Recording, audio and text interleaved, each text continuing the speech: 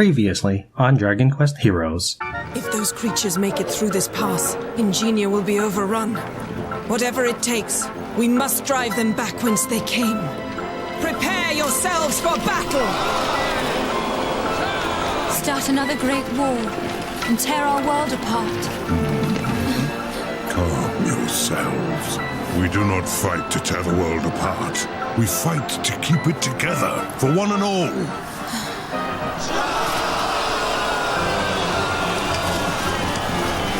All right, let's go!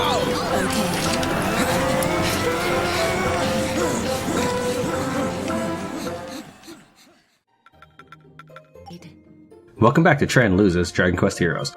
This is post-commentary. The original voice recording, there's some loud thrumming permeating through the entire audio recording. So this one will just be post-commentary, as I already mentioned just now. Must play our part. Forward!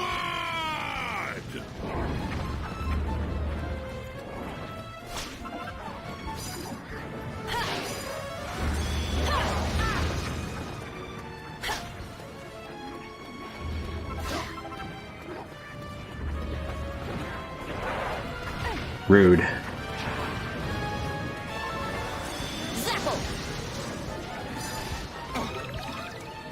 I'm counting on you. Off you go. So this will be a training montage, effectively. Not like Lively, like I'm the Tiger Lively, but that's what the girl golfing icon will mean in the title. Cross swords will mean side quests, and the scroll will mean story-based missions. I tried to pick what I thought. I tried to categorize it, and there won't be any sort of mathematical equation into it. So if it has like just one storyline mission in it, I very well may put in the scroll one time and maybe not another, depending on how important I think the mission is and how much it weighs in the video. So it's really just up to my discretion on that one. But that might help you decide what the content of each video is going to be. So in this episode, I'm pretty much going to be leveling up a great deal. You're gonna just watch my levels just skyrocket. Something tells me they aren't planning on surrendering just yet. Now, for the claws martial arts, when you level up your divide ability, you actually have a more wiggle room of when you can hit the button to divide. So the frame allotment is greater, allowing more flexibility in when you can press it. So right now I'm not too good at it, but later on I'll be dividing much more consistently. In general, though, it's just right after you see a damage number, but when you have a lot of damage going on, it might be hard to find out. And don't come back!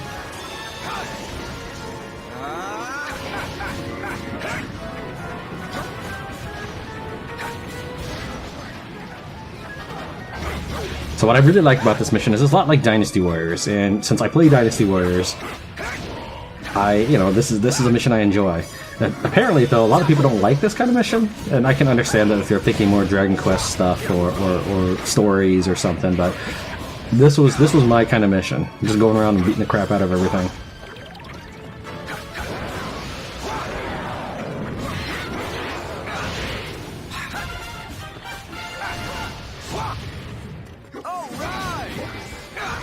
Yep, done and done it now. Here we go. YOLO business.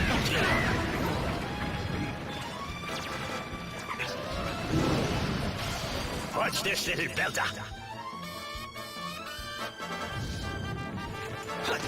Probably the next time I run a recording, I'll have figured out something more about whether or not you get experience for things the other armies kill. So for example, it could be you've hit it at least once, you get experience for it, or if it dies at all, you get experience for it, or you have to do majority damage. I'm not sure. So I'll try to look into that a little more.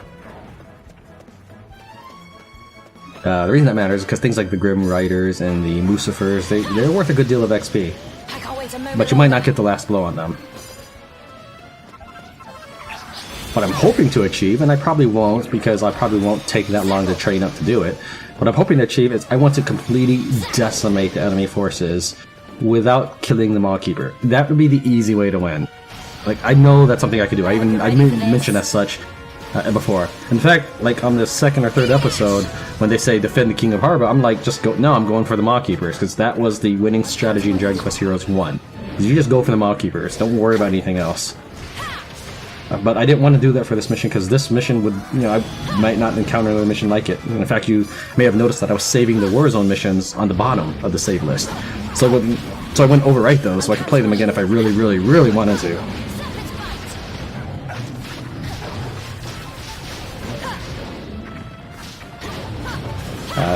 Becoming a giant does phenomenal damage. I really like that. But you do look like you're slow because you're moving at the same rate. More of them? All this fighting is making me hungry. You've made it this far, lad. Just stick it out a little longer and it'll all be over soon enough. The trailers, I had to play missions 2 to 4 times just to get that kind of content. See, I'd have to play about 2 times just to get the normal cutscene if I was going to let the computer synchronize it for me. So that it would be perfect, or at least as close to perfect as the game would decide. So I'd have to play that. That would mean, for example, running through all of Wildwood, getting the Terry event, and then going through Ingenia and getting the Queen event, and then doing it again a second time, including killing the boss, so that you can have the Queen discuss her, you know, how she was tricked and everything. So I essentially played through the game up to this point like 2 to 4 more times. Unfortunately, you know, you don't get to keep the experience or anything in my case, so that I could get this synchronized cutscene in some cases. In others, in order to do the trailers, I had to do all of that, plus turn off music. So the version I have for the regular gameplay has music in it. And then if I wanted to do the trailer business, which I thought would be a good way to make the videos themselves more distinct, is I had to replay them, have them synchronized with sound only. Unfortunately, I can't just turn off sound entirely. The videos will still have sound even if I disable sound and just leave voices on. But at least the music can be disabled so that I can put my own music in for all the tracks. That way I can splice them much more smoothly.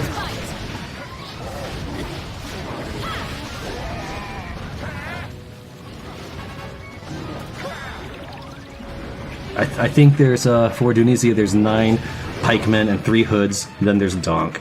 For Ingenia, there's like 8 soldiers and 4 wizards or something, and then for Accordia, there's 12 spearmen.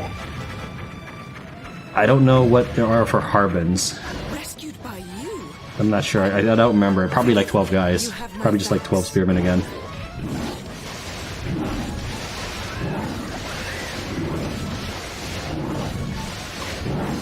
Now, when I do something like this, it's less for effectiveness and more just because I want to. Because I like sending them all flying everywhere. That's kind of the point of playing Dynasty Warriors, is to have, in order to have a drastic impact on entire armies.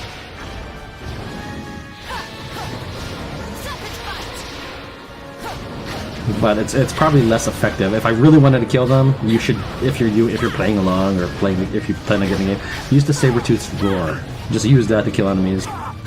I had found that with my characters, I could kill off enemies with just 2 roars. Things like skeletons would die in 1, but things like maybe mummies would die in 2 roars. Maw Keepers maybe 3 to 4.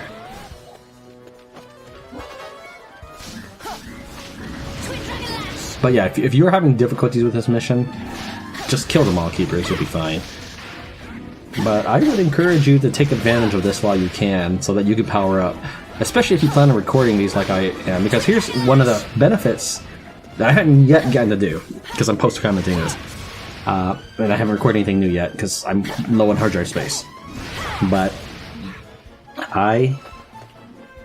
since my characters should be fairly strong for their story progression, that means in the future when I try to do cutscene runs again, for sound-only cutscenes and then gameplay cutscenes, I will have a much easier time, because I had, like, for example, I had to beat Maya like 4 to 5 times. Also, it's unfortunate, I was trying to see if Dunk would ever smash those walls on the right. Because there's these red barriers. I didn't know if, for example, if he would push that far that he would automatically smash the wall, or what. Or maybe this happened some other time.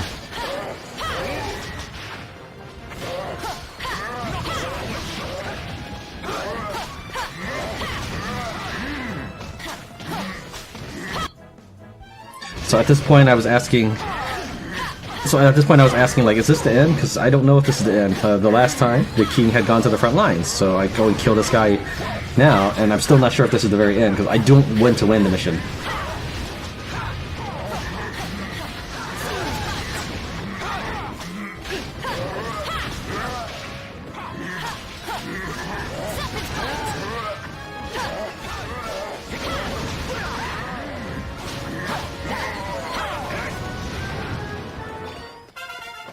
So at this point I evac because, again, I don't want to win. But actually that would have been the best time to level up because then you have this whole horde in front of you, and I had tension. How goes your deed? Use it wisely.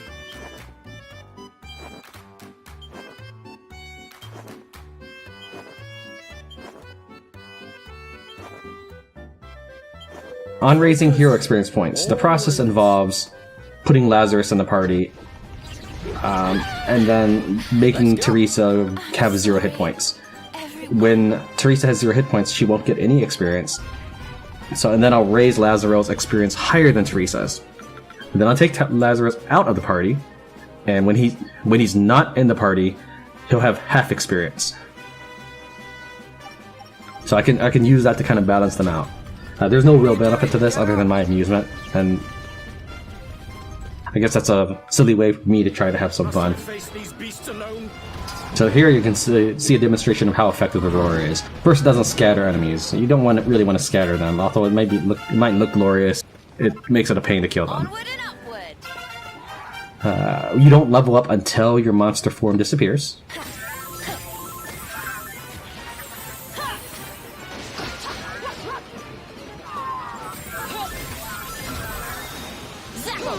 And by the way, resource nodes I've found can have at least 2 variations. I don't know if some of them are always one kind of item, and I don't know if there's more than 2 variations. But one spot in the desert might be glass frit, and another might be colossal fossil. One spot in the no man's land might be darkonium, and another might be iron ore. Like, it'll be the same spot, it's just you'll randomly get something. We need your help.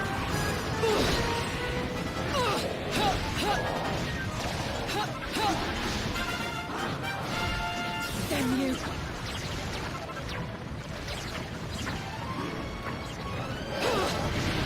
This one has a 100% death spell resistance ability.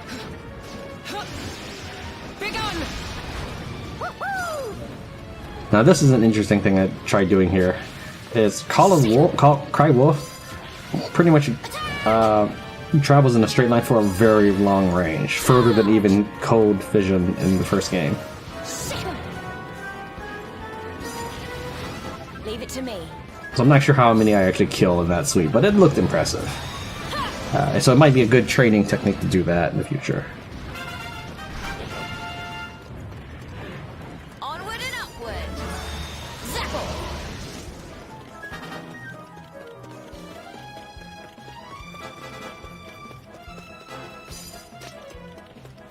Now, if you're not ready and you end up hitting all these guys and making them all aggressive towards you, you could end up in a spot of trouble. So if you did antagonize them all, be ready for it.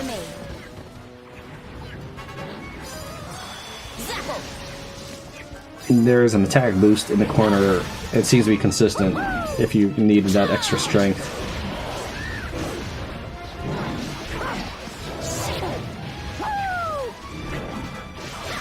The Great Saber Cats on this map have a very high drop rate of metals, so that'll be great for getting around the map as well as using the roar to slaughter the enemies.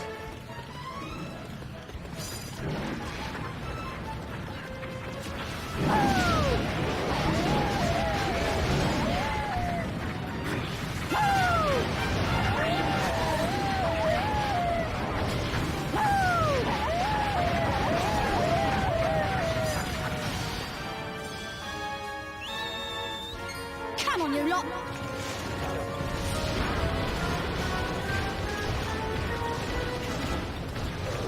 Don't feel bad. I'm all yours. Prepare to Using your high tension mode is a great way to break off status effects. So she was sealed before, but now I can do whatever I need to. You've made it this far, lad. Just stick it'll all be over. Since you have infinite mana, it may be prudent to use your abilities more than your coup de grace, and then just use your coup de grace before it ends, so you can aim exactly where you want it to. Don't just wait till it ends, because you might not be facing the right direction. Your abilities may even have moved you out of a place.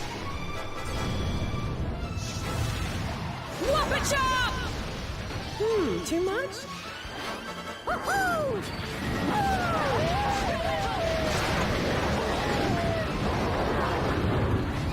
Leave it to me. No! Let's go. Mid-heal. Isn't looking good.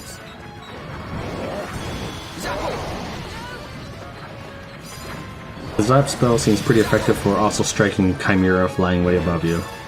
This will be useful in the Red Rock Ravine if you're hunting Chimera.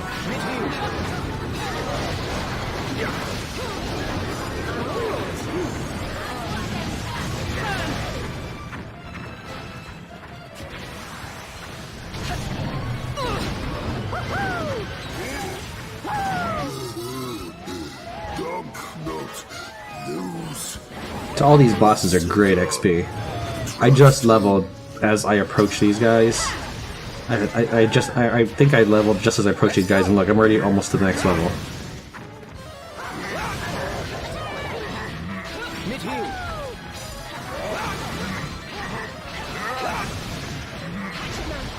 Can I really be losing?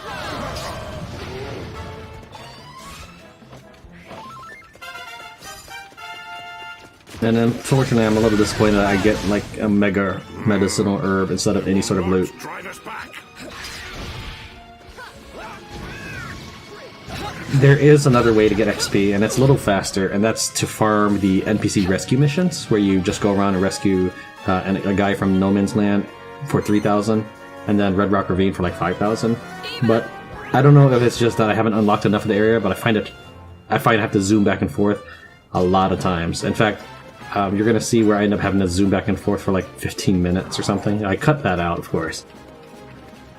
But I do that, and at both zoom locations, there's enemies that jump you. So you have to dispatch them before you can zoom and check the other side. For places like for the Harbin Field, for the Green Pastures, the Dunisian Plains, and Lumberlands, you can rescue the NPC about like 3 times before you have to wait a while. Here, I don't know if it's just one time before you have to wait a while, or they just spawn elsewhere on the map and I can't reach them.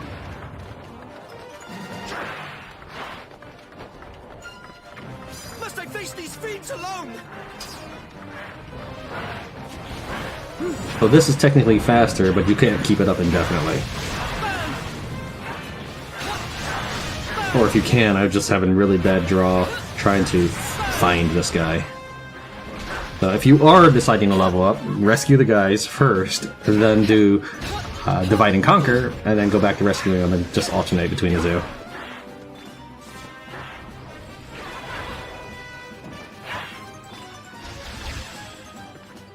I am in your debt. There we go, 5,000. So the next time I try playing, I will also try doing 2 things. First is I'll try playing in windowed mode, because that should reduce the darkness. I played all of this before like rendering before really editing much of the game, and that's why I ran out of space.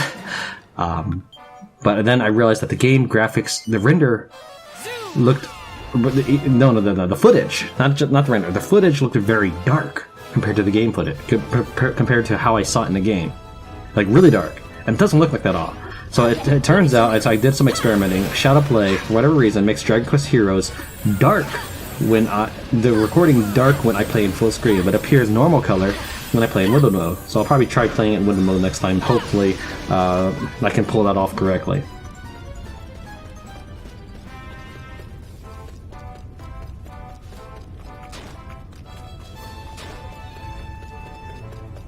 I'd also like to try live streaming pretty soon. So if you're interested, pay attention for that, and maybe you can even join me. I play the PC version, and I'd be happy to play with you guys. I don't care if you're level 1 or level 99. Must I face these beasts alone?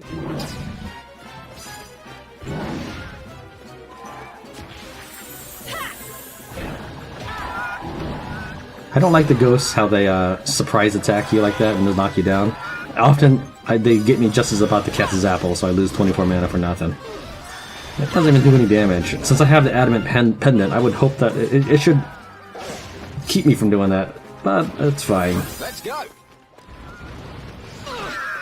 One of the beauties of having my abilities consistently across some sort of control scheme is that I can switch between the characters very fast and hit that button. So, for example, everyone's major damage dealer is the top button, Y. I can just do that for everybody as I switch between them. If it's a charge button on the right, I can be ready for that and charge as I switch. Same thing for status effects and healing on the bottom, or far range attacks on the left. If it's consistent, it doesn't matter who I select or what class I am or anything. I can just do that without really thinking about it. Act more reflexively. You have my thanks.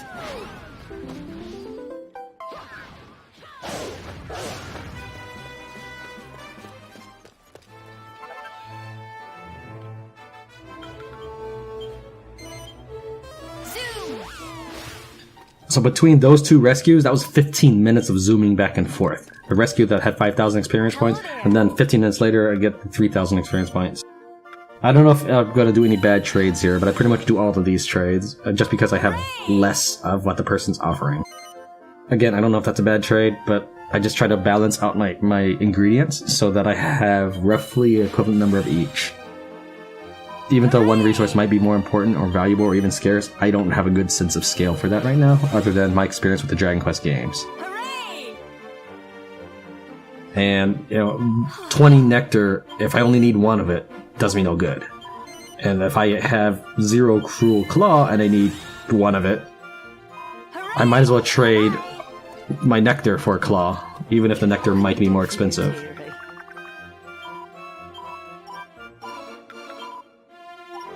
I try to limit my proficiency acquisitions and my accessory upgrades to recordings, so that I have to go without all these things, so that you're not completely left like, where did you get that plus 10 tough guy tattoo or something? I try to limit myself, not because of any self-imposed challenge, but I don't want to leave a giant disconnect between episodes. And at the same time, I do train off-screen because, one, I want to play the game. Two, I have realized that if I want really good cutscenes, I need to play that area more than once, and being powerful helps with that. It helps. Like, I wasn't in danger with Maya, but I didn't really want to fight her again. I didn't want to have to fight her 4 times either, and that's what I ended up doing. So I got really good at that fight, actually. In fact, I've started thinking about how I would possibly speedrun this game during all of this. I'm very good at the Wildwood to Ingenia run thus far. Oh, and I figured out what I did to Loin Girder. When Desdemona left my party for a short duration, she took my Loin Girder with her. And when I was going through the gear, I saw I didn't have any Loin Girder equipment upgraded. So I'm like, oh, well, I better upgrade one of these. Thus I got 2 plus 3s at some point. That's how that happened. Do come again. All of the characters have something else to say. I go ahead and talk to them all. There's going to be a little bit of a big jump here because I'm actually level like 33 when I talk to Maya and Mina. But to make it more subtle of a transition, I just talk to them without showing you my stats. And the reason for this is, during the original recording, I forgot to talk to them. And while I was editing, I was like, oh, I didn't talk to them. That's incomplete. So I went ahead and loaded up my most recent save and just talked to them.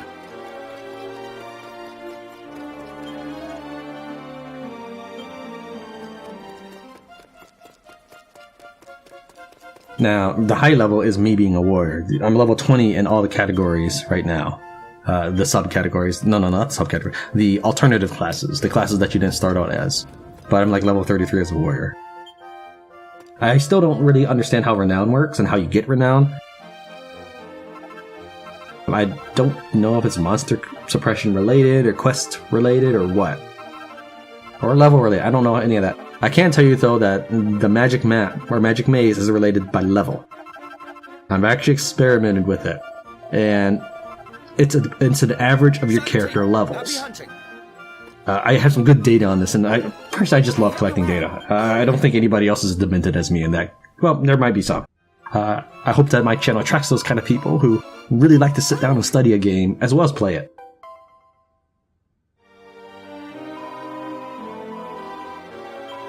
get all that glitters, a word for gathering ingredients for sparkly spots 300 times. That was off camera. Alright, so here's what I ended up doing. I would like take variations of my party, make a 2-person, 3-person, 4-person, change up their levels, change out their classes so they'd have different levels. So, for example, if I selected a subclass where I wasn't very high in, I would suddenly be launched into an easy maze. So it's an average... It's an average of your active party. So if you have 2 people, and both of them are very low, you'll get into a low-level dungeon. So this gave me some interesting thoughts. Here I show you that I'm level 20 pretty much across the board, and I'm about to collect all my proficiencies on camera for you. But anyways, so here, this is an interesting thought. If I were to play the game again, or if you're just starting, you might want to really consider killing off 2 or 3 of your characters and leaving them dead. Now this does mean that you'll be playing the game like let's say up to the magic until you unlock the magic maze. You'll be playing solo. You won't have any allies around with you. And remember that your party members get half XP when they're in the reserve force, but they get 0 when they're dead.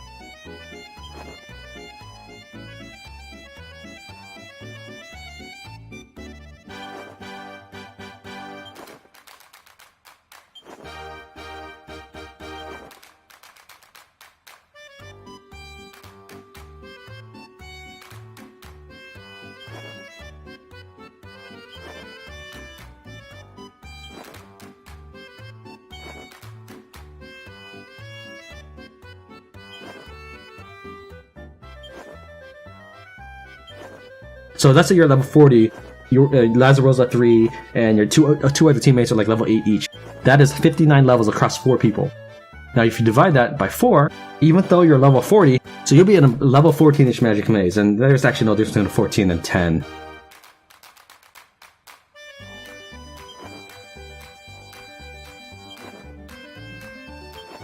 Focus, always.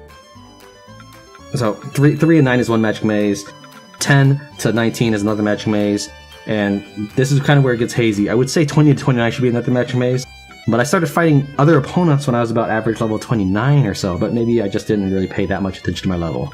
I felt that at one point I would fight these guys that I hadn't encountered yet, and then I'd finish the map, and then I'd do the magic maze immediately, and I'd have to fight the same guys I would fight in the Great Divide. I felt like it was alternating back and forth, but maybe I just wasn't paying attention to my level.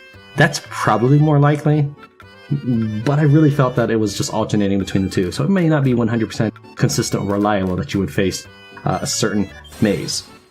But anyway, so that's something to think about. If you really wanted to farm mini medals, if you had a team of low levels, you could, and one super high level that was worth it, it may be worth considering having one single high level character and 3 dead characters. But remember that they'll get experience as soon as they go back to their reserve team. So that you kill an enemy that's worth 10 XP, that level 3 guy will have 5 XP, and then he'll get level 4 pretty soon.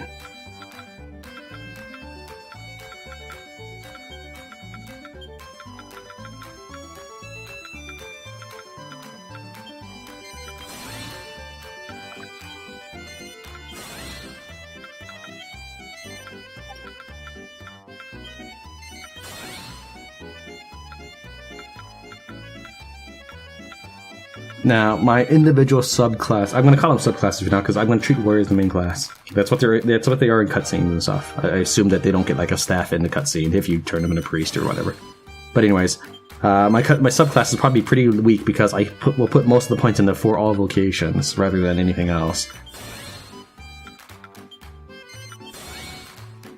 I'm really emphasizing warrior, and I'm a kind of a boring person that way, I imagine. But I'm really emphasizing warrior because I think it'll be more productive to have a warrior, to have a single high-level class than lots of little classes. But at the same time, I'm obviously leveling up the subclasses. Most people probably aren't at this level across the board yet. So I have got, what, 20, 20, 21? What was it? There's another 20, isn't there? So there's like 3 20s, a 21. That's 81 levels right there, plus my warrior, whatever that warrior is going to be. Now, Mina and Maya, I haven't really leveled at all. Other than Mina, when she first joined, I gave her like multi-heal and maybe one other thing like Kafrizzle or something. I knew you were too I expect to use them for my next recording because they're kind of crowd control units. Or at least that's the assumption I have. I have played them a little bit, haven't really leveraged them. I've gotten fairly proficient in using Teresa. I'm adequate at using Lazaro. What I mean by this is I'm getting really good at the skill-based usage. So I've got a really good combo I use with Teresa. That means I feel like I've taken it to the next level. Welcome to our... So this is me playing the game after the first patch, Kazappa multiplayer. If you use what's essentially a tag attack skill, everybody can use Kazappa. Now, I'm not playing multiplayer, that's just a pop-up that appeared because the game got patched, so a new thing had been added. I guess that wasn't part of the original game. Wouldn't know, haven't played multiplayer yet. Would like to. I feel a little awkward doing it because I don't really play multiplayer.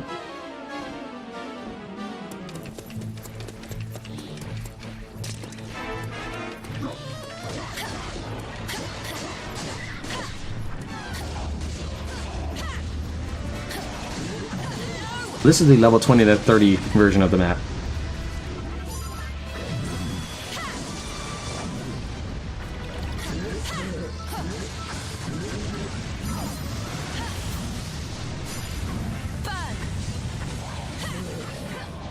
Don't let me down. Let's go. Freeze! Multi-slash! Multi-slash!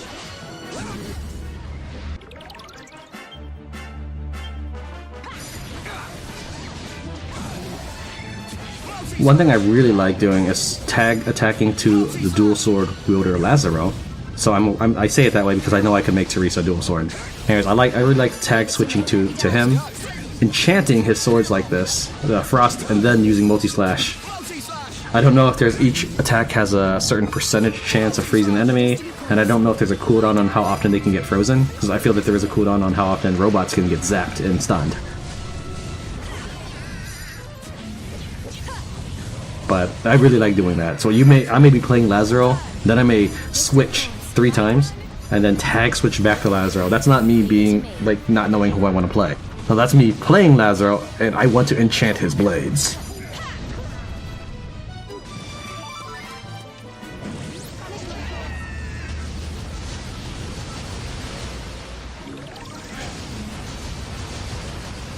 So this Magic Maze run was a no mic recording. So everything that you had seen, I just did post commentary on something where my live commentary had a bunch of bad background audio.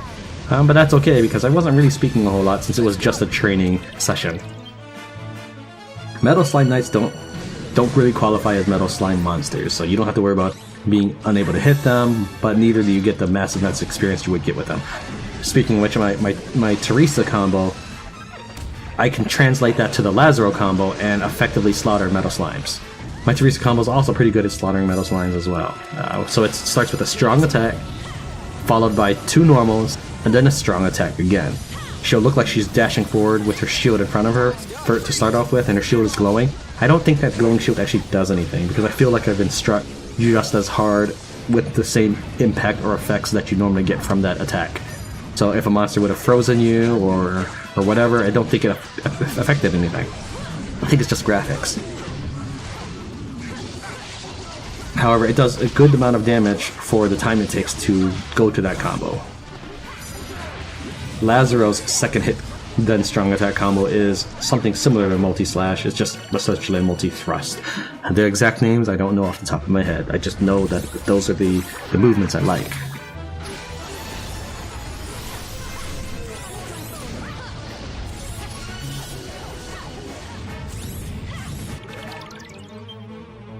So in the future, if you're not really a fan of these training sessions, you'll see in the title the golfing character. And if you prefer to just have stories, you'll see that in the title, your little scroll. And if you're interested at all in side quests, there'll be those crossroads. I know I mentioned that earlier. I'm mentioning it again because at this point it's probably halfway through the video. I'm watching full screen right now, so I don't actually know how long it's been going for. I do know it's about an hour long. But I felt that it was worthwhile to show how some of my training would be going. Leave it to me. Flame slash. Destiny calls. Leave it to me.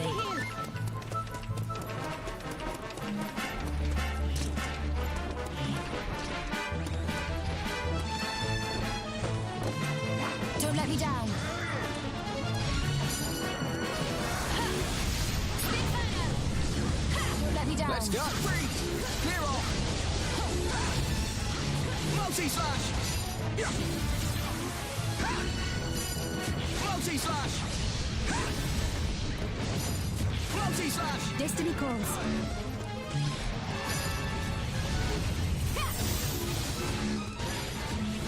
The demon stirs. Finish them.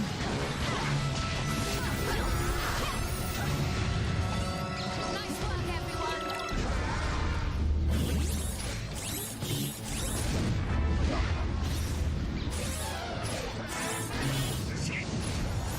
Now, one of the things I learned while I was playing off screen, and why I say I'm very proficient at Teresa now, is your characters will have a slower cooldown if you attempt to repeat the same action. So try this in your own game. Go do Fire Slash or something, and then try Fire Slash again. You'll feel that it takes longer than if you go from Fire Slash to another attack. You'll act, just like watch yourself. Record it if you must, and then compare them frame to frame. That's actually what I do at another point, and I'll explain that one in a bit. But let me finish this line of thought. So I create this combo using skills. It'll be the character's Spinning Inferno for Teresa, followed by Fire Slash or Flame Slash or whatever it's called, and then Spinning Inferno again. I can do my skills faster this way. Now, something to keep in mind is it might actually be more economical to just wait that extra second or 2 seconds and then just Spinning Inferno again. It might be. However, if all the damage is fairly similar, then speed is key, and I can always switch to another character and use their mana. You'll see this later when I fight the boss at the very end of this play session.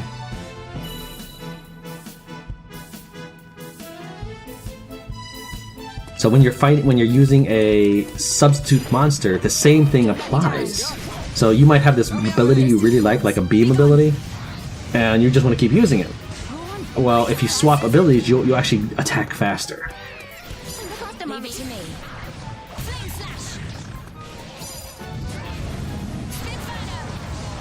slash. At some point during this, I go AFK, or it's not I start multitasking, because something else just starts requiring my attention. Now, I pause when it gets too bad, but I just sort of sit there and I start spamming multi-heal, and that's what's going on there. Is I'm not paying attention anymore. I have something that just came up, and I thought, okay, maybe I can get away with this. I can just keep casting multi-heal while I do my thing. Multi-heal. Multi-heal. It doesn't turn out so well, though, because Mina falls like a ton of bricks. Remember that I haven't spent any level up points on her? Multi-heal. And of course, since I'm not paying attention, I didn't realize that she was sealed. So I start rolling. That's what you should do when you're in trouble. Just roll until you can't roll anymore. And there we go. We have fricasseed Mina. I think I try it one more time where I'm just sort of AFK. I'm like, I can do this. I have 3 more leaves, you know. But then it's like, alright, you know what? I better just play it safe. And I'm gonna pause for a little bit here. So I'm gonna edit this pause out. And that's how I normally do it. If there's ever a jump like that, it's probably that I just edited out a pause. Destiny calls. Multi-heal. I do have to go AFK a lot. Oh dear. Multi-heal. My turn. And then I apologize if it looks unprofessional, but I also do need to take care of my kids. So I don't apologize for that.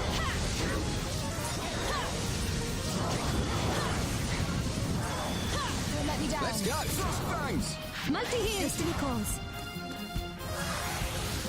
Multi-heal.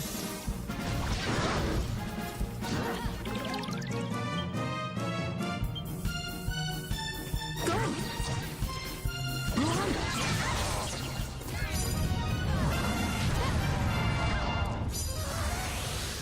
Multi-heal.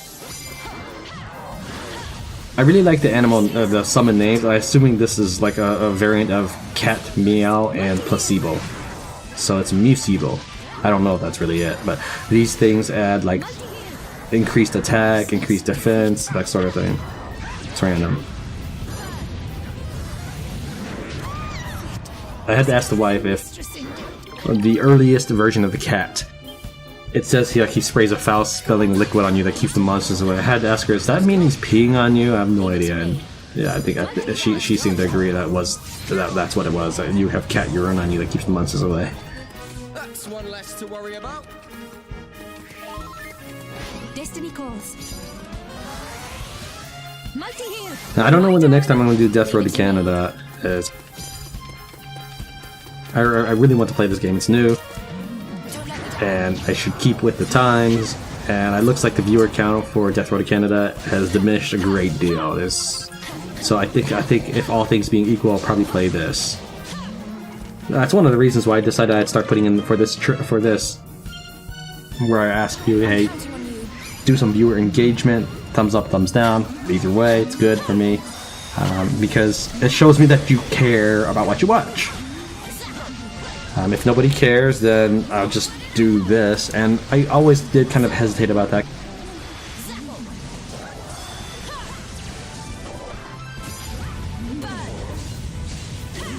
Let's go.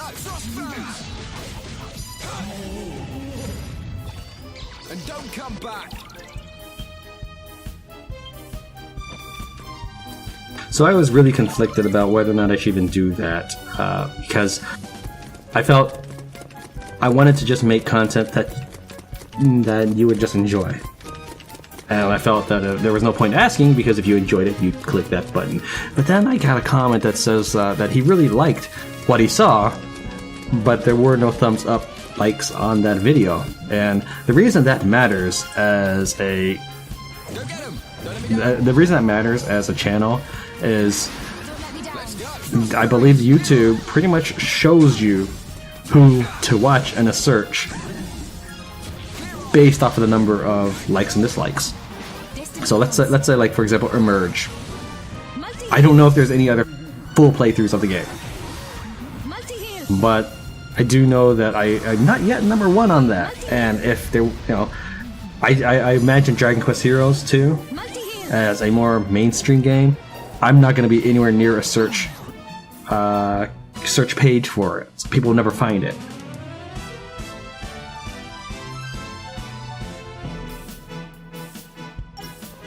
My turn.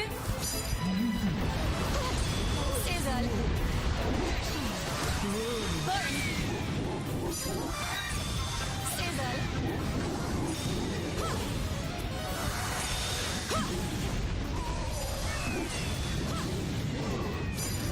Like Death Road to Canada, I've not only done a unique graphics mod to it, ran Solo Keepa, one of the first victories that I could see online. At the point, like, everybody was always just dying.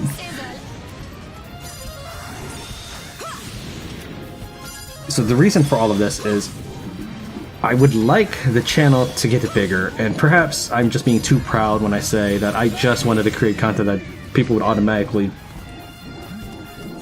do viewer engagement on their own. But then somebody commented like, hey, really liked it. The mod looked really good, and he couldn't wait to see more. But there was no viewer engagement on that, so I knew that video that showcased the mod wasn't going to get anywhere. So that's why I ended up doing that. And I don't know if that means I just betrayed my own principles there. I grew up a little as a content creator, or if I'm making a smart play by finally asking for us to work as a team. I don't know.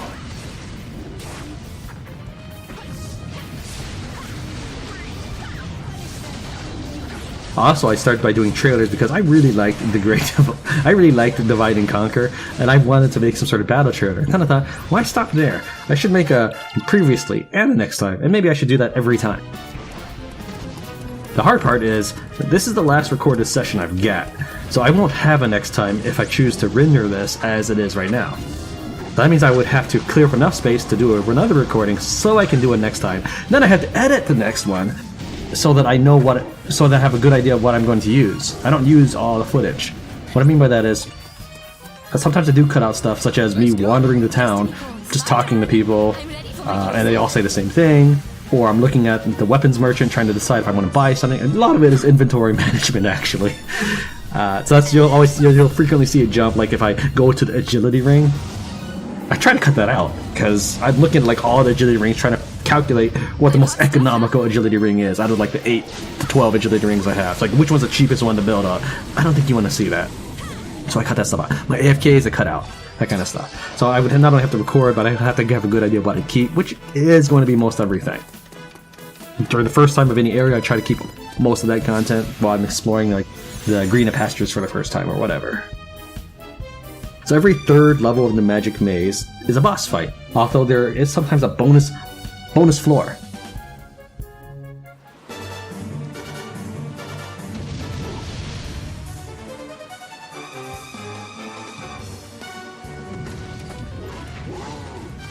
Yeah, we did run into a floor with like 3 metal slimes before, and I couldn't remember if I butchered them or not. I think they may have run away from me at the time because I wasn't good at killing metal slimes yet. And that was unfortunately early on in my game, my Dragon Quest Heroes campaign, so I could have really used that XP. Now 3 more metal slimes probably wouldn't even level me up. Now, I understand if you really want to get in there and fight the enemies, but the enemies really like to focus on the player, at least they used to. You could see that in the Sorrow fight in Dragon Quest Heroes 1, and sometimes in Dragon Quest Heroes 2 you see the enemy ignore my allies. So me being ranged here though allows something. The AI can keep the enemy busy. Here's why it's good for that. The AI doesn't attack a lot. They focus on defense, so they're standing around dumbly a lot of times, but they're always trying to be ready to jump or roll or block it as needed. So this is actually how I handle the last boss fight. Is I kind of at a distance I'm using Cesar, using my Glacial's Edge or whatever, and I'm watching how the AI responds, and I'm keeping an eye on what the boss does, and I learn his moves this way. So this is how I learned how to dodge everything. It's like, oh well, this is what the AI does, so I'll just do it too at that time. There is one move that he does that I haven't quite learned how to handle. And there is a move that he does that I have no experience handling, and it's very fast, so if he ever hit me with that, it'd be over. You'll see more when I get there.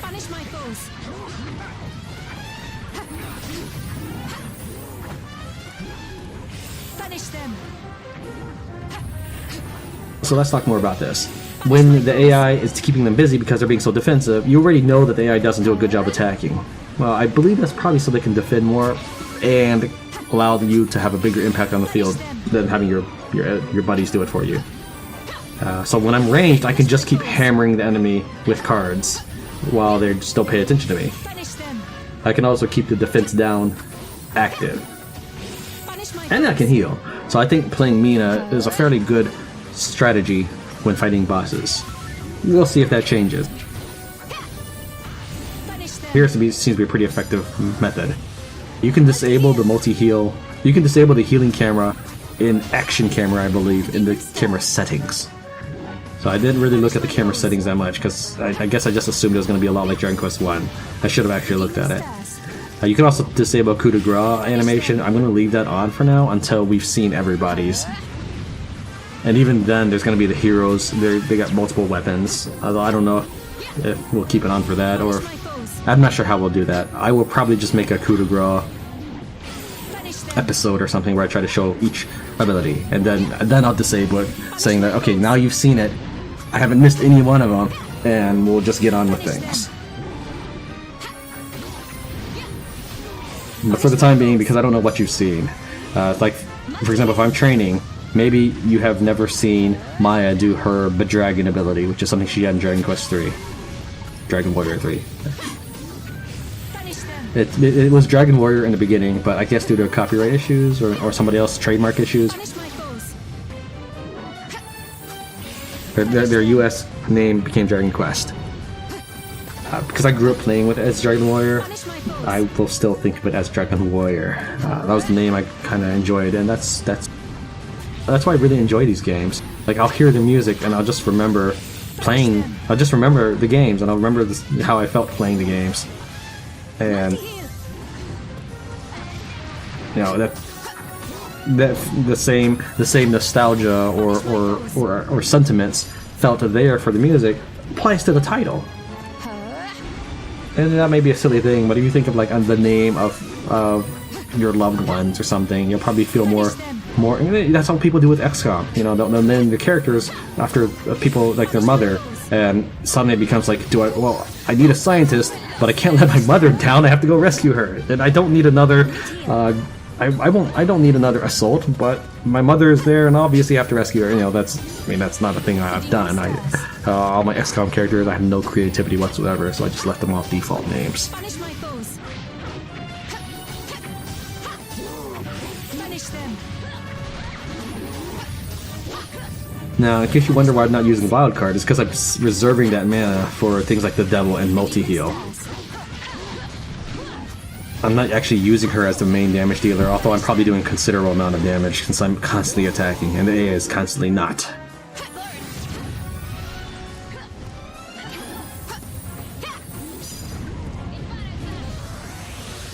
Multi-heal. The demon stirs. Is the moment of truth.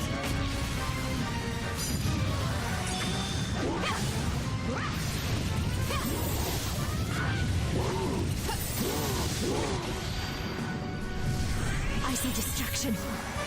Now, I'm not sure how much it applies in this game, but I feel like it does. In Dragon Quest Heroes 1, your companions could not defeat the enemy. He could be dropped down to 1 hit point, but they would never be able to strike the killing blow, even if they hit the enemy again. So in this case, I think it also applies. Also, on that note, your allies cannot trigger a superpowered monster. So let's say you're not ready to fight the Stone Golem in Dunisian Plains. I tried with a different monster, but I tried taking Lazaro and doing what I'm hoping will be my some sort of game breaker, where I jump up and then do his strong attack where he dives forward like a falcon. So I would run to the monster, do that, he'd hit the monster, but it wouldn't trigger the battle. That's a nice touch. So you don't have to worry about your allies accidentally starting a fight with you. You can run around the monster all you want. You can even walk into him and it won't trigger the battle. At least not the monsters I've encountered. Perhaps later on that'll change, and there'll be a monster who immediately, I don't know, causes you to hit it. He'll be like a cursed armor wearing monster or something. Punish my foes. So this section here is me attacking all the superpowered monsters. I don't know what else to call them. The higher level monsters, I guess. Higher than the area they're in. This is me attacking all the higher level monsters and collecting like 2 chests I noticed that I missed. I had to leave those chests there and try to remember where they were, because I didn't want to collect them off camera. And off camera is a term I use whenever I play something without recording. Leave it to me. Now, I'm not too comfortable with Maya's skills, so I'll probably just take some practice. But I think I'm really comfortable with Lazaro and Teresa's skills. Teresa especially, because her abilities are very reminiscent of Dragon Quest Heroes 1. The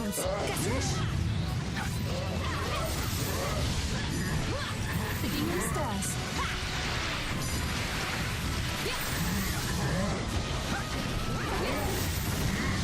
My turn.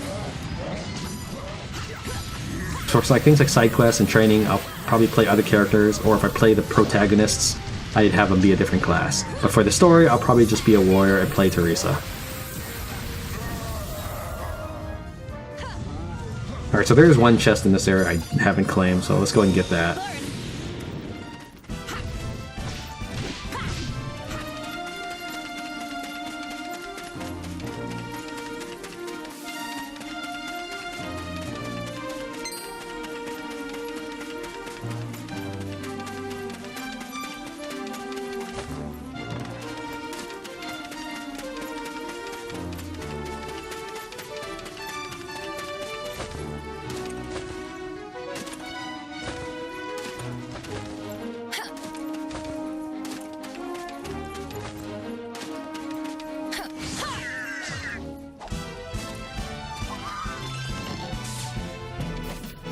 I noticed there's some platforms that I would have a lot of trouble getting to. I imagine I don't actually have to spin attack my way there like I just did.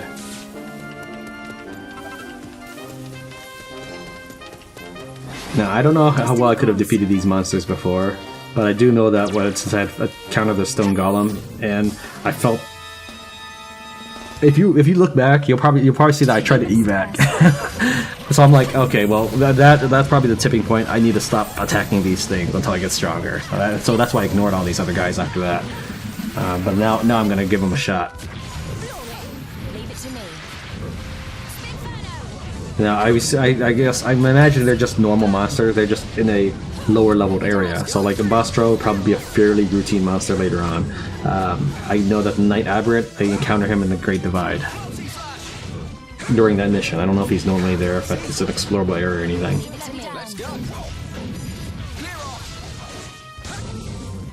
That looked like that was me right there, just like doing the Lazaro trick, where I'm playing Lazaro, and suddenly I swap so fast that I make him have Frosted's blades again. Sounds like a cereal. Frosted blades.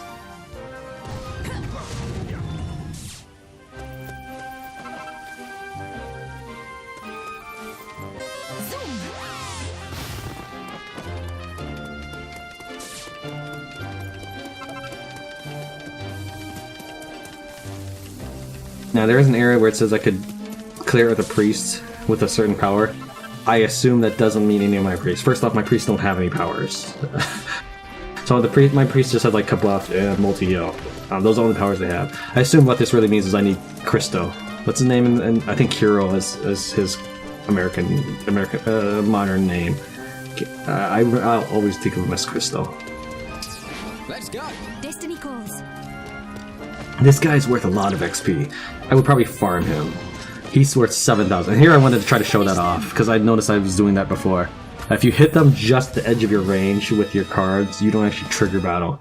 Now, I'll try to trigger battle with Mina, because this is one of the few this is one of the few things that last. You'll notice that he started the battle with the card effect already on. Generally, when you start these battles, you lose all your medals and you lose your tension. And at least with this, I can have like one tiny advantage. He's actually not that difficult, but because of the large amount of damage he did to Mina in the beginning, I'm playing it pretty cautiously.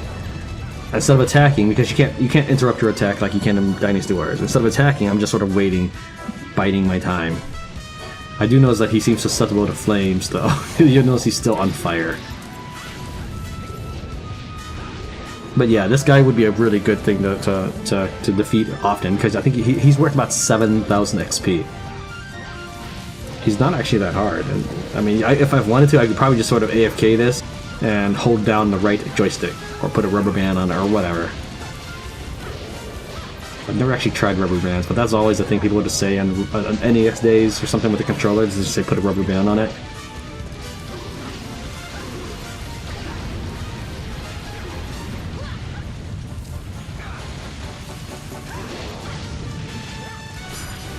The demon stirs.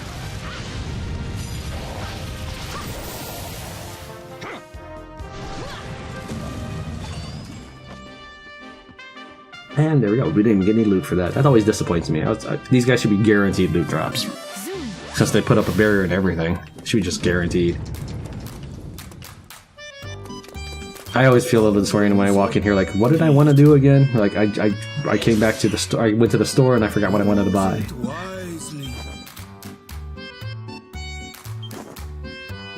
Once I get to level 10, I'll probably switch the warrior's weapons around. I hope you're well. Oh, But I'm not sure. If I play the warrior, I probably want the power. come again. That 300,000 coins is another thing I probably get off camera. You don't have to have 300,000 at any one point, I guess. You just need to have accumulated that much. Most of my characters have their maximum equipped weapon at this point, so it costs a pretty penny to equip everyone that way. But I'm still pretty wealthy. From the bloodstained hands that my characters have.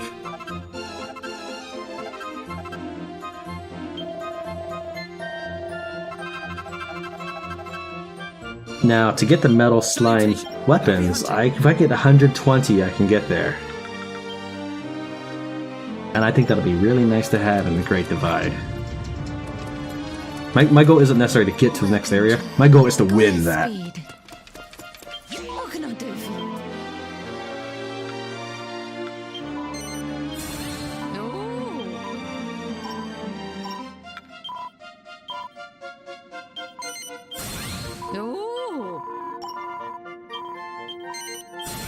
No.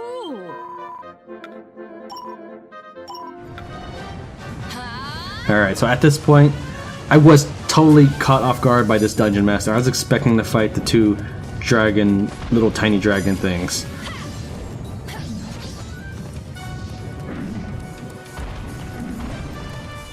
That double shockwave is the one thing that I have trouble with.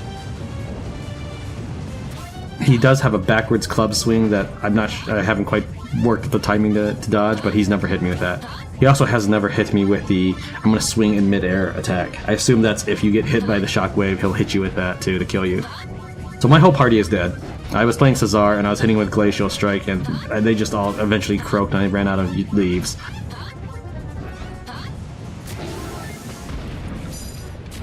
Go away! Soaring slice! The problems really started happening when he kept summoning other monsters to defeat me.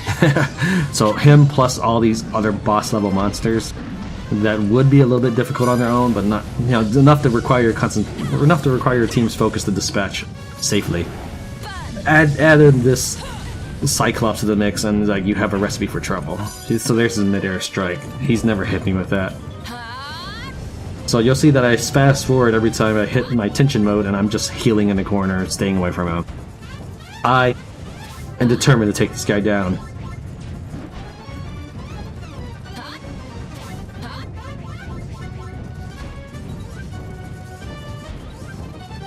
And the battle had already gone on for a little bit solo before I started recording this. So thankfully I've already equipped Soaring Slice. That helps me close the distance a little bit. The thing I mentioned earlier that I said I'd get back to, well, here it is. For Soaring Slice, I ran trials and then I put them all frame by frame in Vegas and saw what the effect was. I wanted to see if Soaring Slice could be used to move faster. And here's what I found. Running at full speed is faster than Soaring Slice. But running at combat speed, Soaring Slice would be better.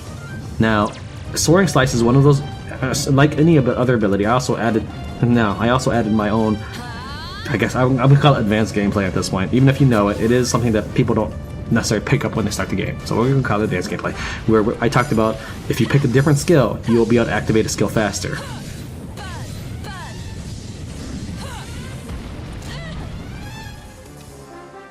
Alright, so if you do Soaring Slice, you can actually swing again and then do Soaring Slice faster.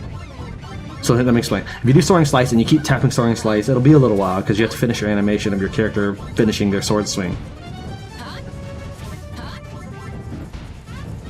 But if you do Soaring Slice and then do an attack, you can Soaring Slice faster than that. So I had my Teresas race each other essentially doing this. And doing the swing was about, we'll say roughly, I think it was like 1 frame faster per Soaring Slice, because I ended up like 7 frames faster to my destination, 7 frames faster to my destination than I was when I just kept tapping Soaring Slice, and I only cast Soaring Slice like 7 times. That's just 1 frame difference, and there's 60 frames a second here. So it wasn't that much faster, but it was something to consider. Yeah, at one point, yeah, this is me trying to use Soaring Slice just to see if I can buy time and get away from him. Because if he hits me, he's probably gonna do about 90 damage. So I try to get a full heal in, because he can do that shockwave, which can already do 180 damage. Combine that shockwave with his sudden spin backwards attack move. Not the one where he swings midair, but the one where he'll just sort of swing behind him. And I feel like there's no warm up to that, but that's probably because I'm too busy trying to get away that I don't watch him. I'm also by his feet, so I can't see it.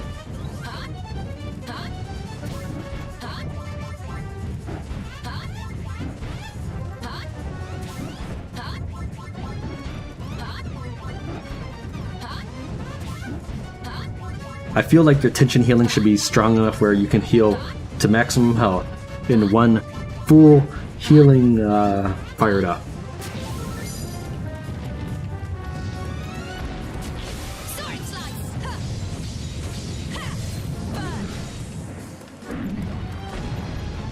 So when he jumps, when he crouches down like that, he's gonna jump. So you just need to wait until he goes in the air and then jump. But when he raises his foot like that, like he's about to kick, he's gonna send out 2 shockwaves. Now he's almost dead. But again, all he has to do is hit me twice, and that shockwave does hit twice. So I play it safe and get some more hit points.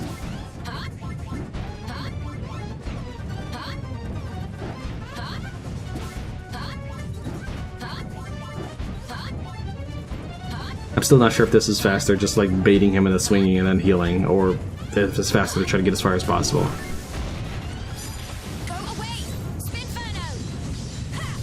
Since I missed him the last time, I make sure to aim my soaring slice at him. Now normally I'd be running away at this point, but I'm so close to fighting him that I take a risk and hit him one more time before running away. But also I did have enough hit points to survive anything but a double shockwave attack.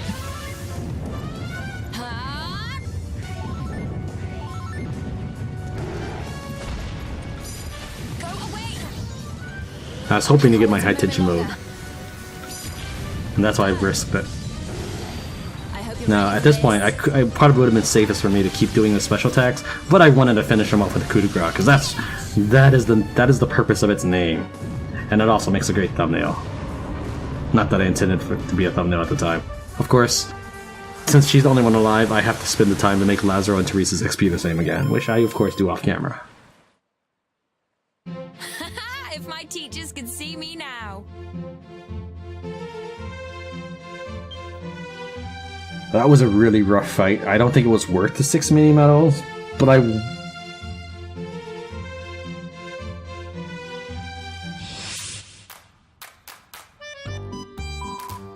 Come back soon.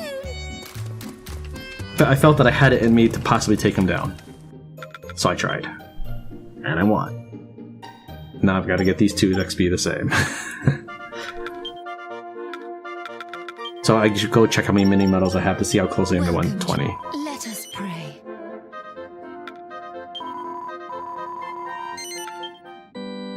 So those bottom saves are zones, and the top saves I start saving over as I do more editing or so forth. And that's it. Thank you very much for watching Tran Wins Dragon Quest Heroes 2.